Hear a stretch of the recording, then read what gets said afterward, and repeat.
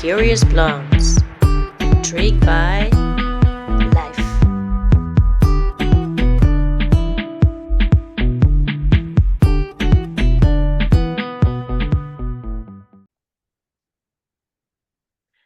So, welcome to episode 5 of Two Curious Blondes. And today we'll speak about handling loved ones in despair. Good So, morning. to start with that question to you, Helen, since we're getting older, we are seeing more despair, more struggles, more bigger life events around us, in ourselves, of course, but also around us. And yeah, how do you handle those things? It's a very interesting question, and it's very apt for this moment in time because I know we've both been through some struggles over the last few months. And so we're coming at this question with very big experiences, actually, of handling it. And I think we're noticing it around friends and family going through similar problems. And I think you can never guess or prepare really until you know what's happening as a problem. So from my own point of view, my mum of 92 years old had a massive stroke. Amazingly, she was in hospital and she was sent to a different hospital, and I had to race to this new hospital an hour and a half away. And I remember trying to get down the motorway, trying to drive, trying to keep myself calm because everything was happening, and not wanting to arrive at the hospital in some kind of mess because my mum was in a mess. And I remember driving and trying to breathe as I'm driving because that's my mindfulness practice and everything. And thinking, oh, just breathe, Helen, come on, do what you know to do. And it was challenging. And as a mindfulness coach, it still is challenging despite all these things. And yet I managed to pull it together. I managed to get to the hospital, and I was surrounded by amazing people, amazing, who helped me find my mum, helped me be with my mum, and I was able to just spend some time just chatting in her ear quietly, calming her down and everything, rather than having arrived at the hospital in a complete hysterical mess. And I'm pleased to say that my mum pulled through with amazing luck or whatever it was. And she's back healthy again, and it was fantastic. But it's those moments that come from nowhere, and it really tests you, I think. And so what I say to people with my training and use for myself and family and everything is, if you practice and enjoy a practice, it helps in all kinds of situations. Yeah, you'll never be calm in these amazing things, but it will help. It will help. And I always go back to the breath, the breathing. Just take your time, look at the situation, and also try not to push people, get angry with people, try and keep your calm around situations. And for me, that seems to help keep me calm, because as soon as you get anxious, upset, angry, your whole clarity just disappears. You don't see things for what they are. Yeah. Right, right, right. And you step also in this dynamic of family, right? In this case, with your mother, and yeah, your siblings or whatever, your situation of it also comes with a sort of agreement of how handling things together, and that can be very challenging. Absolutely. And I think what you're doing as well is you're not only managing the shock and the stress and the worry of the person that's poorly or had the incident, but you're also managing everybody else around. So as you say, it's the family, how they're reacting. And also I think it's quite interesting that sometimes people look at you and like see you as almost being too calm. It's like, why aren't you upset about this? And of course, Yeah, if everybody's upset and screaming and crying, it doesn't get us any. doesn't help. Yeah. And so sometimes you have to be the one that keeps everybody calm. And and you do that not just for yourself, you're doing it for the person that's going through the trauma, and also the people around. So it's also something that if you can calm yourself first, it's like that, we go back to that mother and child on the plane with the oxygen mask. If you can keep yourself calm first, then you can calm others, kind of thing. And I think that is the way to manage situations, basically, in all kind of shocking situations, and also I think helping others to see how to keep calm is Right. very important. Yeah. Yeah, yeah, yeah. You become this a little bit this bacon, right? In all this chaos, and the more, yeah, you are there, you radiate this to others. Is my experience. Yeah. And how do you handle the fact that so you're now with your mom again, in a better position, of course, but you're not living there. You're living, I don't know how many miles from, like, overseas, right? Oh, So yes. yeah, and how do you handle that when you're back in your safety of your home, but that loved one, in this case your mother, is so far away? How does that affect you? I think I'm very lucky that my mum lives 3 minutes from my sister.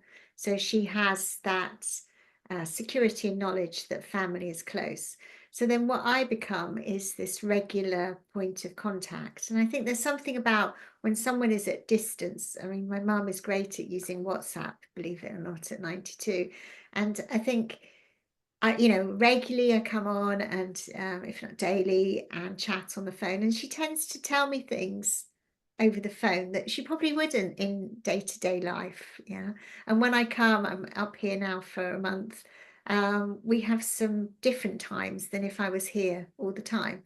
So it's not ideal. It's not something that I would choose, but you make the most of it, if you like, going for days out and spending time chatting about, she loves about the old days and different things when we were young and remembering stories and everything. So it's indulging her a little bit. Yes. Yeah, yeah. Um, and we've spoken about this. I know you're going to talk a bit more about it, Estelle. Um, but also it's listening to her. And I think sometimes when people get older, my mum sometimes says, people think she's a child. She says, why is everyone treating me like a child? I've still got my brain here, I'm still capable of making decisions. And that's what we forget, I think, is that this thing about helping is not telling them what they should be doing, Mhm. making them feel that they're just sort of being bullied around all the time, but maybe asking them what they need and Mm. um, how they can help and different things, how they can be helped, and what's making them happy these days. Because I don't want to drag my mum out for the day, and because I want those memories and I want to do these things when actually she might not be feeling very energetic, and what she'd like to do is just sit quietly with me and watch a bit of television and have a cup of tea and a nice piece of cake thing. So it's finding out what works for your loved ones as well, and asking them rather than putting your ideas onto them. Yeah, as Right, well. Yeah. right. Yeah, and I think that's because of your practice that you're more aware, I'm sure, but also that distance can help that, because you're like a sort of fresh and new again, stepping into a situation that's differently for your sister, who's been there probably each day and has more of this continuum of the same, while you can be there more for, yeah, in this case, the juicy part, right? Absolutely. And that can cause problems as well if I'm always doing the juicy part and the nice part. But I think the other side of things is, having my dad's now passed, but having spent a lot of time when he was poorly, I think I had to be careful in those days not to just turn into being the nurse, if you like, and being that person who's making sure the medication's good and, doing all the things and everything. And it is hard, I think, to balance being, in this case with my mum, the daughter, and also making sure she is looked after, with all the hospital appointments. We're going to a scan later today. And it's a balance that's actually quite a hard balance to do, and a very tiring balance, I think. You're the caregiver and you want to be the daughter still. And hopefully you're, in this case, my mum wants to be the mother. She wants that mother-daughter idea that, when do the roles change and the daughter becomes the mother and the mother becomes the child kind of thing. So there's a lot of things happening here, and I think until you go through this, you don't really appreciate the nuances of it, or how to do it in a gentler way with them. Because we're often very frightened. We know that this is the circle of life. We know that probably our parents are going to pass before us. That's the way it's always been. But when it gets close, it's frightening. We don't want it to happen. And this fear comes out in very different ways and everything. Yeah. Right, Yeah. right. Yeah. But what Yeah. about for you, Estelle? Because as I say, we've both been going through this, both living a long way from family, and both. I'd like to say both having we're the fortune to be able to go and spend time with our loved ones, because often it's not possible to be there. But you've spent a few months at home in Holland, so tell me about your experience. Yeah, like you, it's also it was divided, this going to Holland, the time for my mother and her partner, which both have physical and mental challenges, both in a different way. So that brings a big dynamic within their relationship, which is an interesting one because, of course, there I am as the daughter, but also a sort of mediator. And I've been also checking in with a dear friend of mine who is in her last phase of severe cancer. And it's been, I think it's challenging, it's hard, and I agree also, like trying to stay put in this storm around you, and keep the silence and keep the peace within, and therefore for others, it's a challenge. And I also feel there's something is speaking to me, and I feel a very fortunate, like I have the time to do it. Yes, that too. But also there's this sense of deepening, even of life, especially with my friend. It's very precious time. It's really very precious time, and I can see um yeah, how beautiful it is to be able to have that moment of intensity together and live life, because it can be, like you said, very simple, just cooking food, eating together, and maybe have a small moment of being outside because her energy is very low. And it's also interesting. So I really love it in a way, which sounds really strange in this situation, but it's really how it comes. And on the other hand, I can see she is another dynamic with her family, and I am a friend, which is a different relationship. And because of that, I have some distance, and I can speak with her about things that others don't, because they are, like you said, frightened, or even in, yeah, ignoring or avoiding everything that is coming, which is understandable, but also very painful and hard for the one struggling, because you need to have some kind of conversations, I feel, about life and death, Mhm. especially how do you want that to be the ending, etc., all these details, but also reflecting on life in a different way, because I can see something is opening in her, brings her more in an awareness. So we have very deep conversations, and I have the space for doing that because I am the friend. I am not in that relationship attached to many years of systemic dynamics. But it's also challenging because sometimes I need to bite my tongue or sit on my hands, because I see something happening in with her friends or her family, and how they are addressing or not addressing things, and it's really like, so yeah, it's really a thin line of how to see and to feel where lies my responsibility. I mean, responsibility as a human being, as responsibility as a friend, responsibility as the daughter, and it's all different, and it's really a sorting out of that to really be sure to what to do and what not to do, and how much and how long, etc. And yeah, it's really, like you said, it takes also a lot of energy and a lot of effort to be in that space and to be able to do that. But I would not, yeah, I would not have wanted to do it. And actually, I'm returning to her next week, this friend, because she's really now on that last, yeah, days or weeks, we don't know precisely.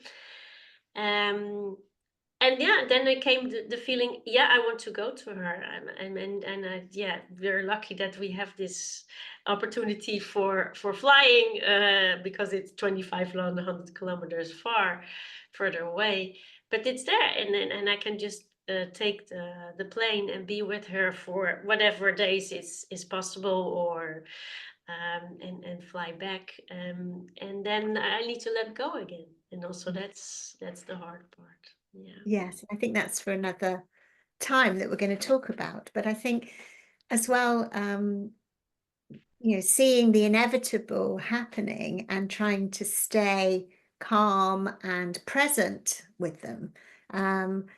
I've worked in a hospice in England for a few years, and watching the families, see their loved ones sort of drifting away, and it's heartbreaking. But actually, the person that's leaving and feeling poorly, it's almost like they have a different strength. They're in a different place to the family being left behind, and that is quite a very interesting relationship to try and work out, and try and know what to say to your loved one, and how to be there, and how to comfort each other, and it really is a difficult thing. But I really believe that if you have worked on yourself and how you react in different situations, it really does become easier to be gentler around people, helpful, understanding, compassionate, all these things that you want, that are in you, that you want to come up. If you can cope with the shock and the upset and the horrors of despair, these things will come up, and the joy for everybody when there's a sense of peace around is very, very different, I think. Yeah. Yeah, yeah. And I think also that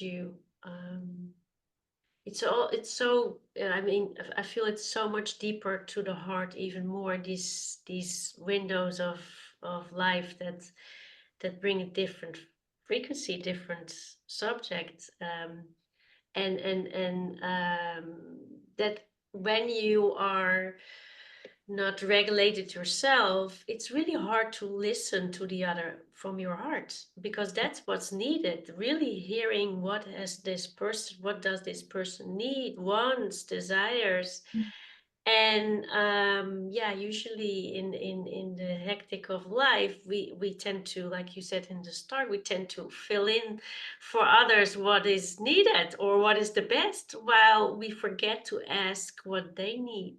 And yeah, and I think Mm. that's really important, and I think that's only possible when you're there, having been taken care for yourself, and not only in that moment, but all these practices of mindfulness. And for me, it's, yeah, using my body like in a even more frequent or even more intense way, to get this, yeah, this peace of mind, to listen, to really I listen. like that, the peace of mind. And it sounds impossible sometimes that people say, oh, that's not me, that's not my personality, I could never have a peace of mind.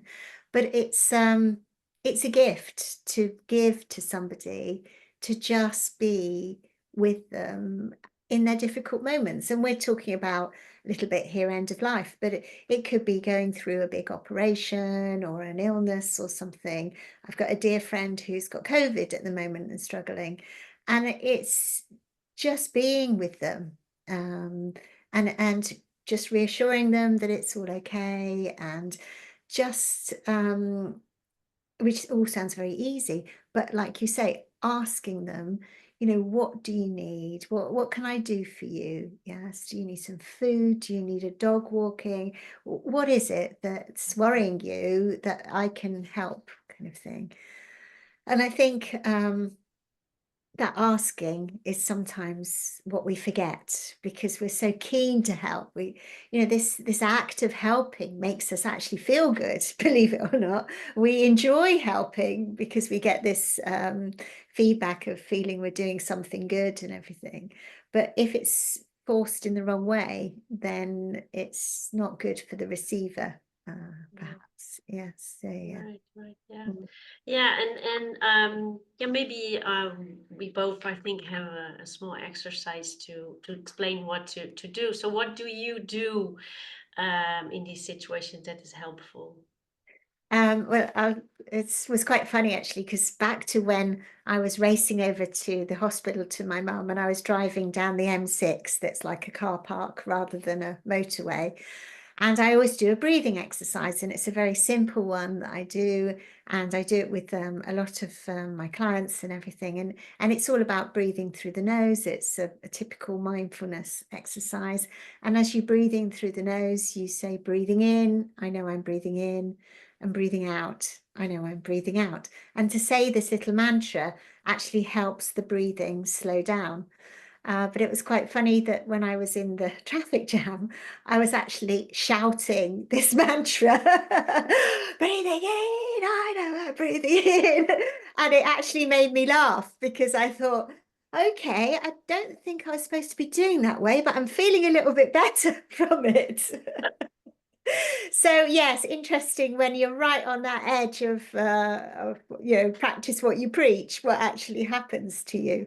So yes, I'd just like to do it for a few moments, if that's okay, because it is such a useful Yeah. thing. And I've had different clients saying to me, oh, I did the breathing in one, because it's a simple thing to remember, because we forget that when you're in panic and when you're in stress, you can go blank. Everything disappears. It's like, oh, now what was I told to do if I got into a panic situation? So yes, it's simple. That's what I like. So I just do a very brief minute with you, if I may. Yes. So just sort of calming the space down. And what we often do is just close your eyes. Of course, if you're driving, you wouldn't do that.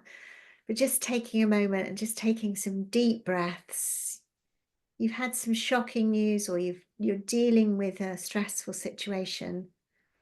You take some deep breaths, and then you return to your natural breath. And you'll breathe through your nose.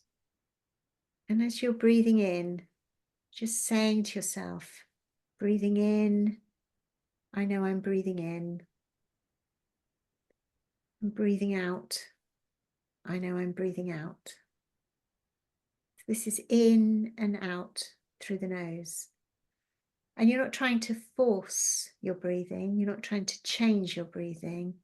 You're just following the breath. And by taking your awareness to the breath, if it's a common practice that you've been doing for a long time, it feels like you're back in control again. You're back to the place where it feels that you can actually calm your body, calm your heartbeat, calm your breath. So it's returning to that place. If you're new to breathing, it's that simplicity of just following your breath, just trying to calm your mind and bringing it to a place where you can make the next step, take the next step, make the next decision.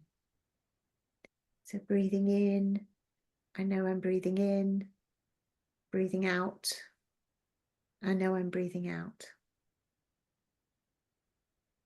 And that's the simplicity. And I invite you to try that.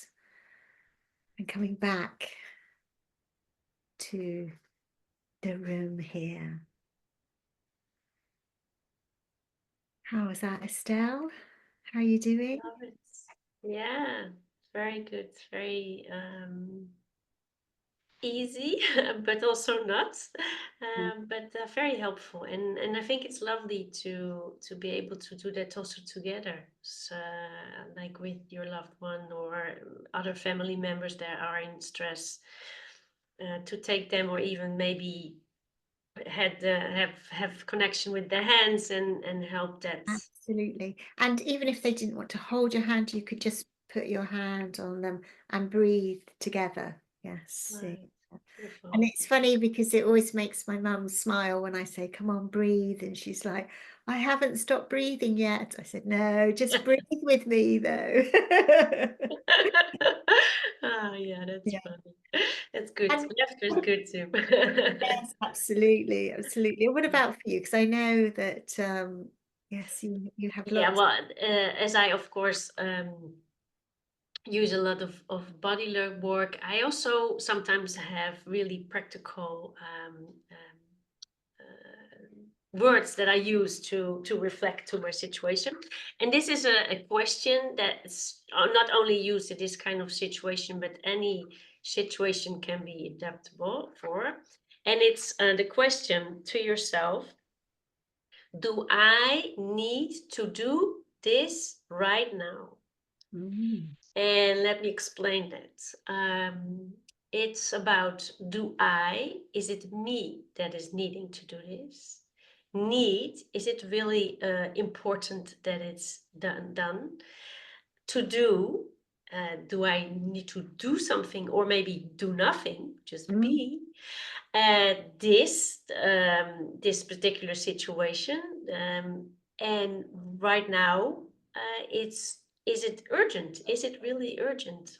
And this is, I forgot to say that this is, so what do you need to do? Is it this, or maybe it's a slightly other thing that I need to do?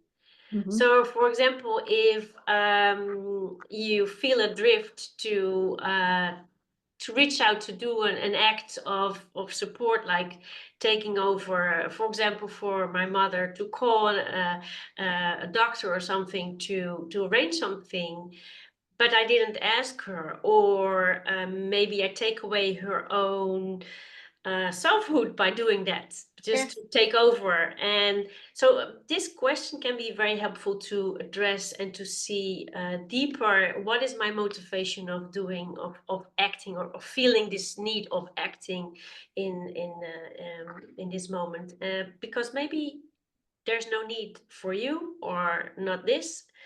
So yeah, you can divide all these parts. So, do I need to do this right now? Mhm. I like that.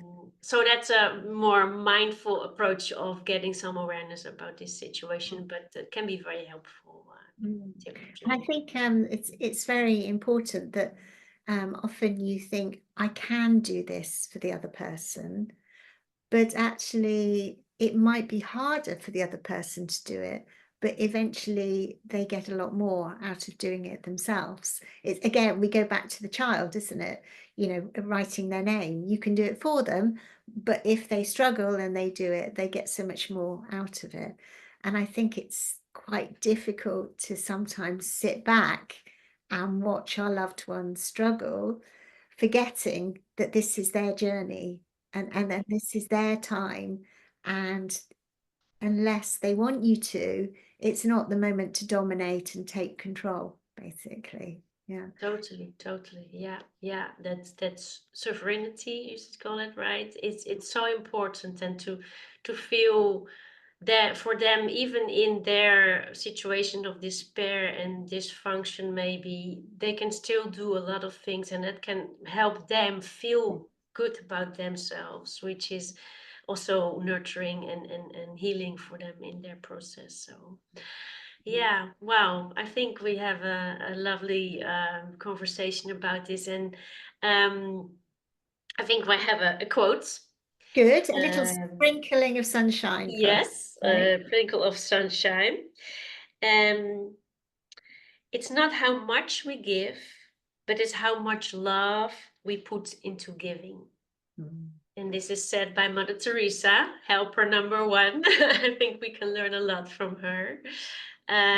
So yes, I think for next time, I don't know, we still need to discuss, but something about this letting go part and this going into a grief situation. I think it's an interesting subject for probably next time. I agree. And it's something that people are often scared to talk about, almost don't want to hear about. But I think it's important, having thought about it a little bit, of in some way, some preparation is incredible what a difference it can make to you. Yes. Totally. Yeah, Yeah. yeah. So Good. thank you again all for listening and Yeah. watching. Thank you. Thank you. Till Yeah. next time, right? Time. Always lovely to talk to you, Estelle. And yes. Till next.